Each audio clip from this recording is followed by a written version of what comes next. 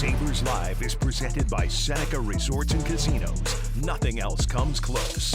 We are going to overtime.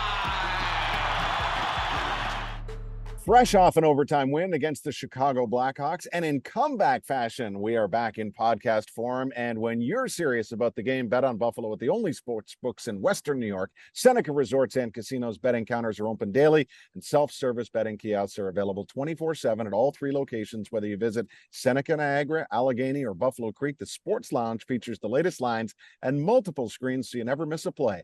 The sportsbook at Seneca Resorts and Casinos, where the love of the game meets the thrill of the win.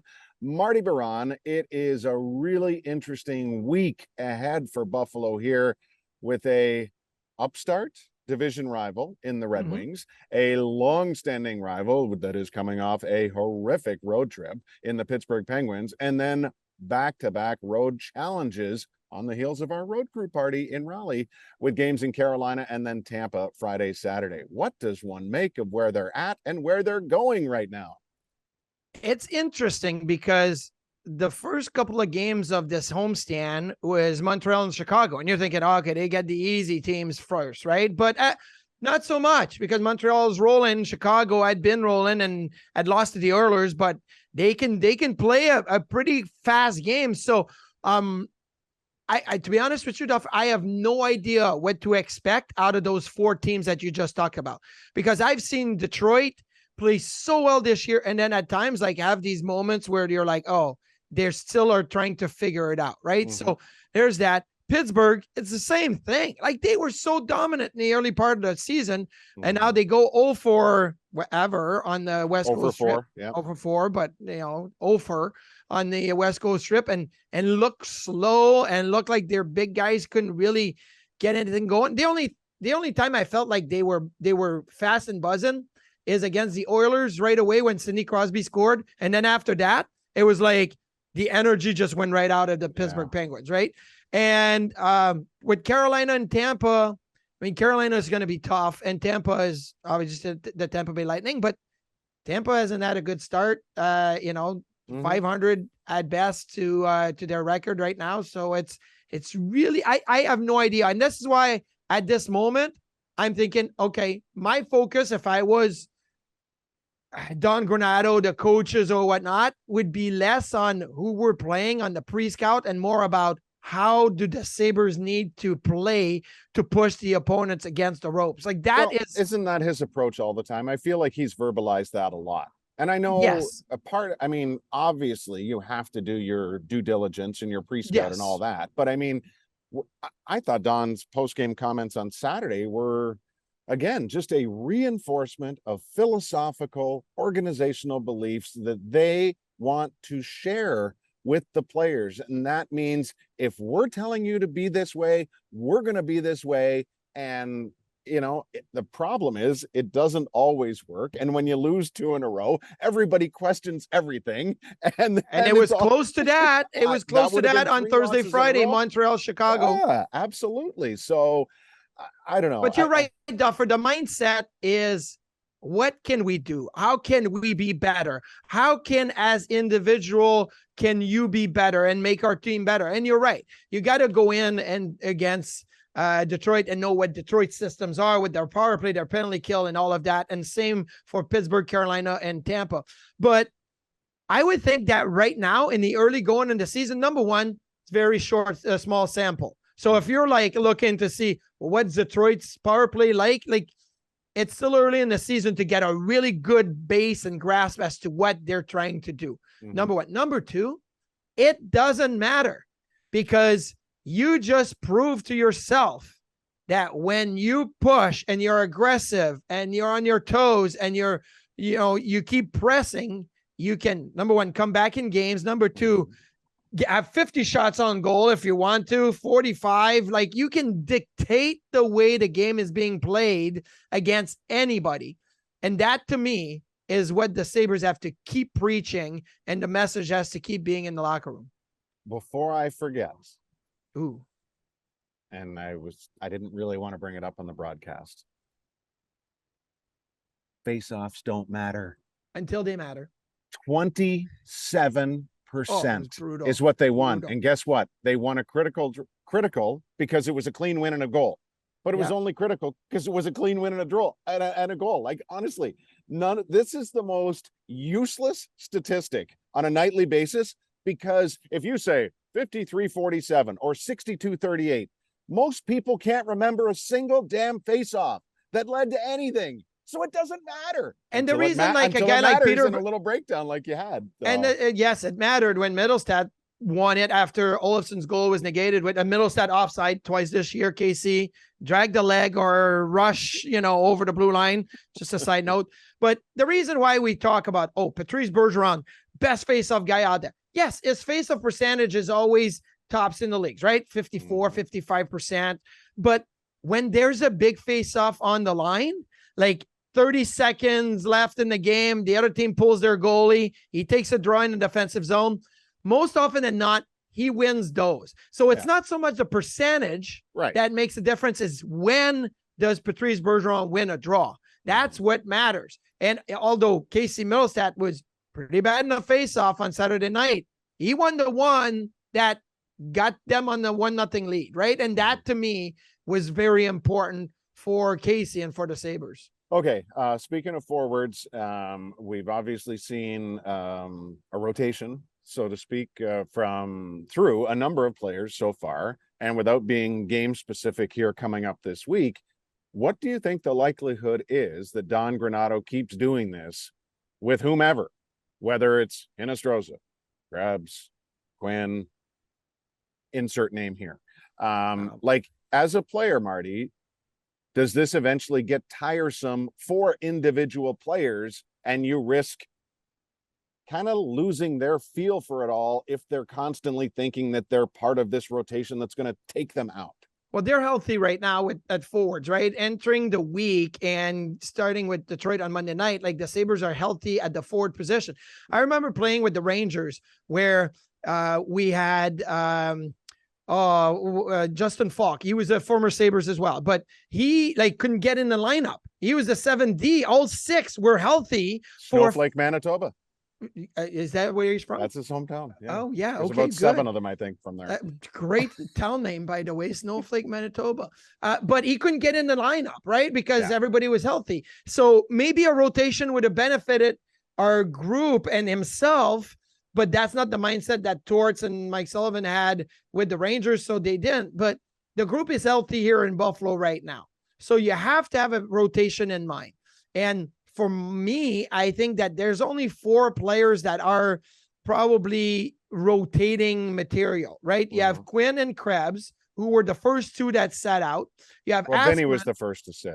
Finney was actually, you're right. Vinny was the first to sit out. Then it was Quinn, Krebs, and Asplund, which I was very surprised that Rasmus Asplund was part of that rotation. I thought it was going to be just a 3-player rotation. It extended to 4.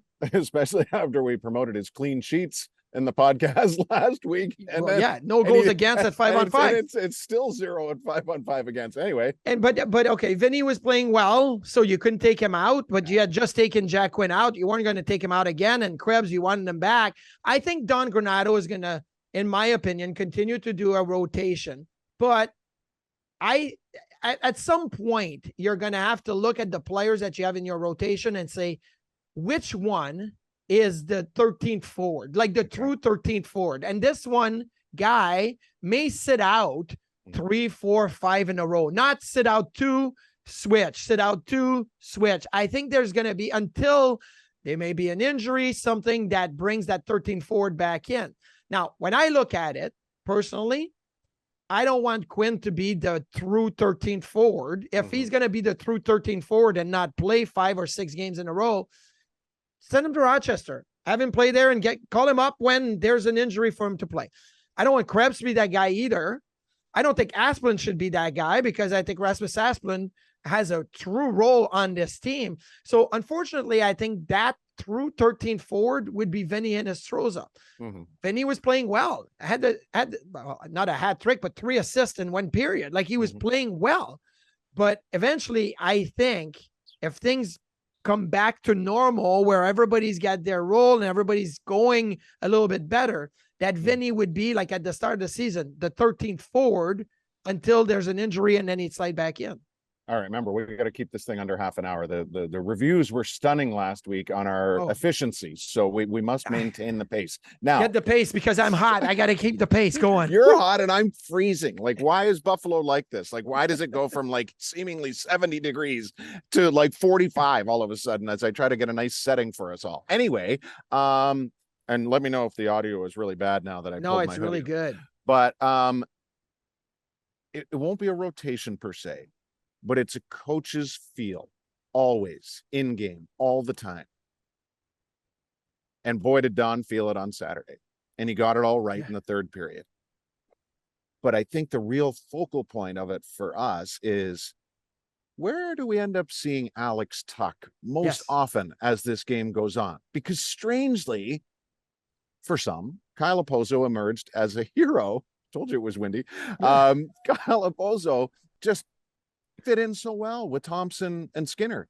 So then you move Tuch, but I get excited every time they move Tuch because I think it gives somebody else a really great opportunity. Tuch is the catalyst up front. I won't lie to you. I feel like he can be that guy that gets everybody going. So you needed him with Thompson and Skinner. Good. Put him there. Get Thompson and Skinner going. And their game got going when Tuch joined them. And in the third period of Saturday's game against Chicago, Don Granato felt, I need to change things up. Like, we need to find that killer instinct. We need to score a goal. We need to put this team away. And he put Tuch with Cousins and Peterka, and they were really good together. But more importantly, Kyle Oposo, which Don Granato had said, his game is turning around. It's turning around. Fit in perfectly with Thompson and Skinner. Now, do I think that that's a perfect first line right winger? No, but it's all in short terms. Like, you can move your lines if everybody's playing the same system and everybody's comfortable and they respond the way they did in the third period. Why not having that rotation within the lines as well up front? Yeah, I love it. I think it's always a talking point. Wouldn't you agree? For people, it's like for fans of the game, point. it's a good casual entry point for conversation, and for the diehards, it gets even more interesting because then they get so passionate about who needs to be playing with another guy. And honestly, we all see different things. And that's why when coaches hit home runs like Don did on Saturday in the third period, it's fun to watch because you probably, when I say you, I mean like a collective we, like, you're not sitting there thinking the same thing as the coach. And then all of a sudden it happens and you're like, I love sports. Like, it's not just only that, exciting. when I first saw new lines, I started writing down, oh, Krebs is with Cousins and Tuch. Well, no, Krebs was at the end of his shift, and then he got changed, and then Peterka got on, but I had already started to write Krebs with Cousins and Tuch. I had to cross it over, redraw all of it. I got excited because I'm like, oh, there's energy. There's something that the Sabres are trying to do. And the other thing is, why do you think every media member at the morning skate always tweets the lines out? Because people want to know what the lines are. They want to know. It is exciting when there's a change. And we saw a change leading into Saturday that was a little bit unexpected, but not really in the sense of we knew Lyubushkin had not been healthy for quite a while. Nagging injury, so to speak. So the big picture again, question, I don't know, did you answer it with Tuch? Like, who's Tuch likely to, is Tuch likely to just be this guy that moves and moves and moves? Or Swiss do you Army think knife, Swiss Army knife for Tuch. Okay. I think you start him, most likely you go back and you start him with Thompson and Skinner on most nights, right? It's going to be Skinner, Thompson, and Tuch.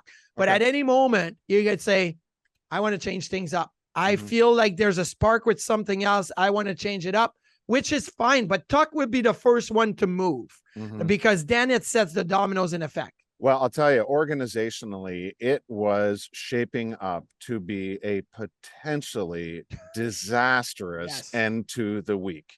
With Buffalo's injuries on the blue line and 2 injuries to Rochester, they in essence were down 4 guys because 2 guys were up and 2 were out. So they had to make 2 signings in Davidson and Barkowski, and they got smoked 8-1 on Friday on the heels of getting their doors blown off in the last game against Syracuse with a terrible third period. And then you're marrying it with 2 losses for Buffalo. And it's like, oh boy, what are they going to do? They got to make a trade. They got to do this. They got to do this. And then the Amerks just emphatically responded in front of Michael Hauser on Saturday with a 5-1 win, solid performance. The kids were terrific. And the Buffalo Bulls went out of their backside in the third period against the Hawks. And we're not sitting here all of a sudden, although we inevitably will be, talking about pairings and things like that. So can they, in fact, survive this shorthanded situation on the blue line? No Samuelson, no Jokiharju, maybe no Lyubushkin in and out just to stay healthy and fresh. Like, how do they get through this? Do they have to make a deal? Well, they can, because if you look at the shot attempts against the Montreal Canadiens, sorry, I just knocked my computer over. I do it all. 71-60 in favor of the Sabres, right? 72-47 in favor of the Sabres against Chicago. So what does that mean? Puck possession, puck possession, puck possession. Who does that start with? Rasmus Dahlin. So you got Dahlin on defense, right? I mean, at that point, you would say what I would consider the best defenseman in the NHL so far this year. Production-wise, defensive-wise, puck possession-wise, unbelievable. Owen Powers started to like really feel it.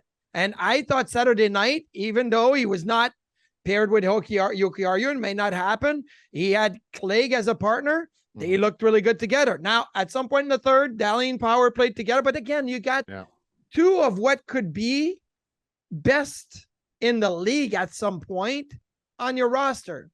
With those two, it doesn't really matter who you got around. If it's Lyubushkin, great, because I think Ilya Lyubushkin's a good part of it. Cal Clegg played really good Saturday night. Fitzgerald played really good Saturday night. I mean, everybody really played and followed the lead of Dahlin and Power. And with those two, it doesn't matter who you got. That's how I feel. And that's why I pointed it out after two periods when they were down 3-1 on Saturday. I said, a lot of people, present company included, are looking at the defense core tonight and wondering about the pairings and such. And all six of them had managed to be on the ice for one goal against through 40 minutes. So they all had their moments. And guess what? Everybody has their moments within a game. It's going to happen. It's how you respond. And obviously they push through. I have to tell you, because when we were on the road trip, we were talking the one night in Vancouver when both Fitzgerald and Samuelson were going really well offensively before Sammy got hurt. And I said, these guys look like they're in a personal challenge to get their first NHL goals tonight. So I brought that up to Fitzgerald the other day after the morning skate. He goes, oh my God, both of us are constantly saying to one another, I'm never going to score a goal in this league. I'm never going to score a goal in this league. And I was like, this is so refreshing because it's real. And that's what people see. Like you see like this urgency. It's like, oh my gosh, it would be so great for these guys to break through and get there first. And you know why it's so refreshing to hear? Like, what would a defensive defenseman's role be in this league? Don't get scored against. Don't get scored against. Don't give up opportunity, whatever. And then Calaposo said something in the postgame Saturday night. He says, you have to put the puck in the back of the net. It's as simple as that. That's why you play the game. When you pick up a stick as a 5-year-old and you play street hockey, you play the game to score, right? If you could score 25 and go home and say, I scored 25 goals tonight, that's what you want to do. And I love that both Samuelson, unfortunately hurt, not going to play for a little while, and Fitzgerald are thinking, I want to score a goal. Like that's such a great mindset to have, that everybody wants to score a goal. Kyle wants to score a goal. Zemgus wants to score a goal. So does Stage. So does Skinner. Everybody wants to score goals. It's fun. There's no question that there's a, again, we go back to that philosophical approach organizationally, and it trickles down to all parts, which allows everyone to feel like they're a big part at any given time. Anything else from the Sabres before we quickly bounce league wide and then wrap it up? No, to be honest with you, like Craig Anderson's 3-0, sneaky 3-0 to start. I feel like Eric Comrie's played well. Again, there's going to be a rotation in net, like there's going to be a rotation in forward. And if they were healthy, there probably would be a rotation on D. That's just the way I look at it. And I think that is Don Granato's plan. I like Don Granato yelling at the referee on Saturday night. He thought that was not too many men on the ice, which was by about 25 feet, by the way. But I love it. I love that he got fired up. And maybe it was because it was Chicago, but I tend to think that that's Don's nature to be a little fiery, more than we think. Did you know who the Sabres Corsi 4 at 5-on-5 percentage leader is going into this week of busyness? Is it a young guy? It is Jack Quinn at almost 60%. That's pretty impressive for a guy who's not getting a lot of, attention based on mainstream stats at the moment. He had some really good moments Saturday night. He had some not so okay moment, but that's gonna come. They're all guilty. They're all guilty of an extra They're all pass, guilty of it. right? Yeah, like everybody. And veteran players also. Like Tuch is guilty at times of making a bad play. That's gonna happen. Yeah. But my best Jack Quinn moment in Saturday's game is when he came into the zone in the third period and fire a laser of a wrist shot that caught Soderblom right on top of the helmet. And he kind of jumped. The guy's 6'3". Actually, I think he's 6'4", but that's just whatever. His brother's 6'8", so he's a tall man. And Jack Quinn caught him right on top of the helmet with a laser beam. What did you think, real quick, of Soderblom? I thought he was really good. Yeah, I'll be honest with you. I liked him. I felt bad for him in a way because Victor Olofsson admittedly fanned on the one-timer. It kind of stayed low where he thought it was going to come up high, and it beat him low on the ice, maybe underneath the pad or just next to the pad. I felt bad because those really suck as a goalie when you get a good read on the player and it misfires. But I thought he was really, really good. Yeah, I bring him up because of Buffalo and Rochester's, development of Luukkonen. And I think, as much as Soderblom was undrafted, there's still a profile of certain young goaltenders that exist that are in between right now. They're AHL, they're NHL. They sometimes don't get a lot of reps. That's why it's so important for Buffalo to try to get Luukkonen as many of them this year.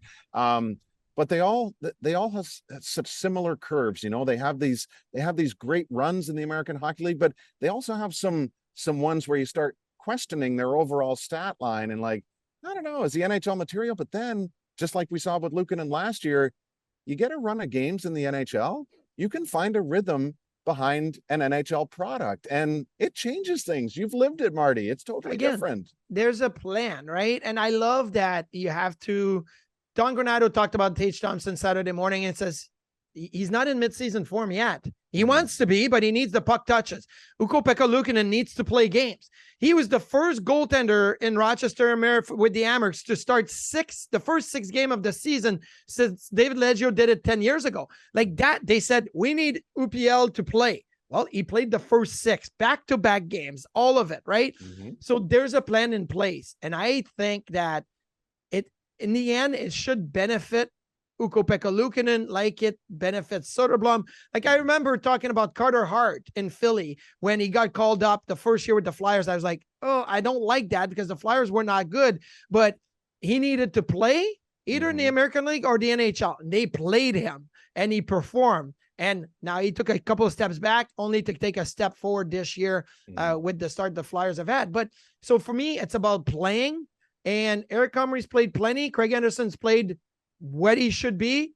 And the organization in net is doing what they should be doing right now. Right. And we know Devin Levi's having a really good run already in this young season in Northeastern. So it's a lot of fun. Okay, Marty, you're not going to believe this, but an old saying came to life in the NHL in 3 stages this week.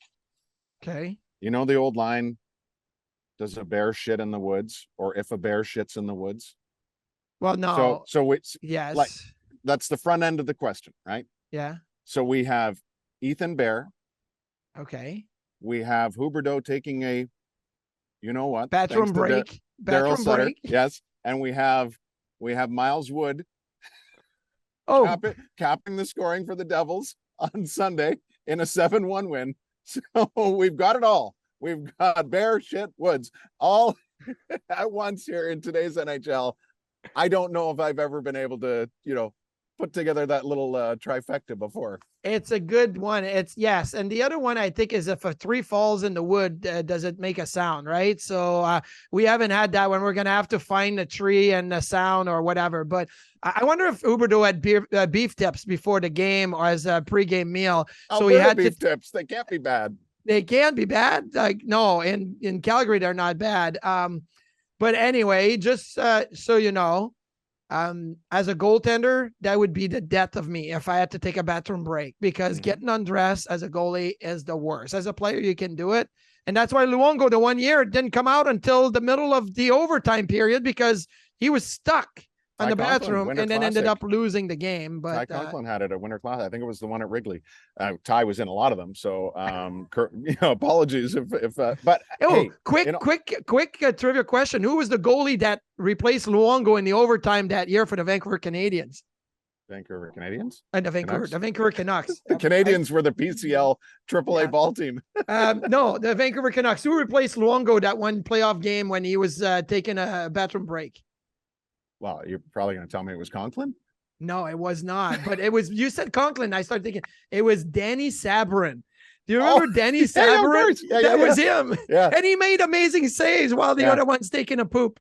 Yeah, was he any relation to Warren Skorodensky or the other? Virtual number 40 number 40s in Chicago Blackhawks goaltending history.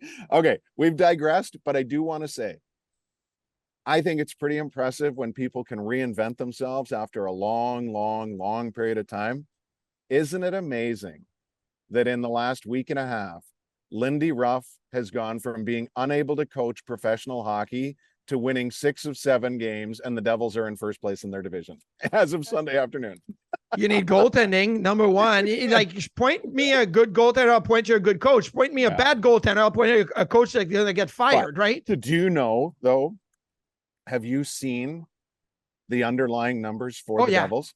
Their expected goals for are first in the league by a mile. By a mile, and I'm going to say 80% of their roster has a Corsi 4 at 5-on-5 higher than Buffalo's leader, Jack Quinn. Almost the entire team is 60% or above. These numbers are almost impossible to believe. So it only makes sense that now New Jersey has won 6 of the last 7 games. They are on what's known as a heater. So at 5-on-5, entering Sunday's games, the Devils were 22 goals expected for and 10 goals expected against for a +12 differential. The closest team to that is Florida at a +9. So they're 3 goals better than any other team in the expected goals category. It's crazy. And now their offensive guys are warming up as well as getting decent goaltending. Now, I know the naysayers are going to say, which is totally wrong based on everything we've just seen in the last week, they haven't faced the toughest parts of their schedule yet.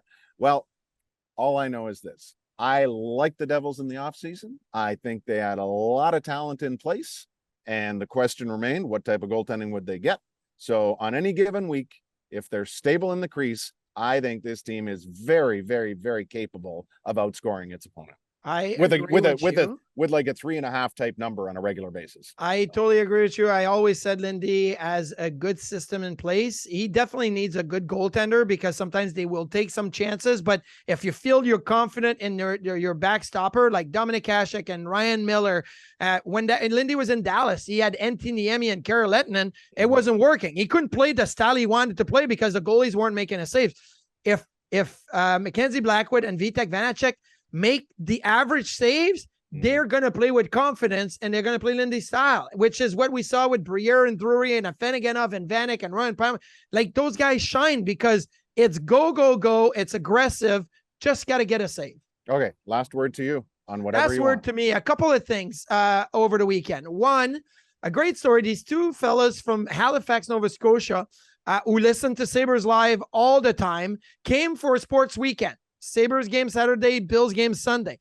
But the younger kid, maybe an 18, 20-year-old kid, I don't know, was a big fan of mine. So they wanted to come up to the set, but didn't have a 200 level ticket to come up to the set, right?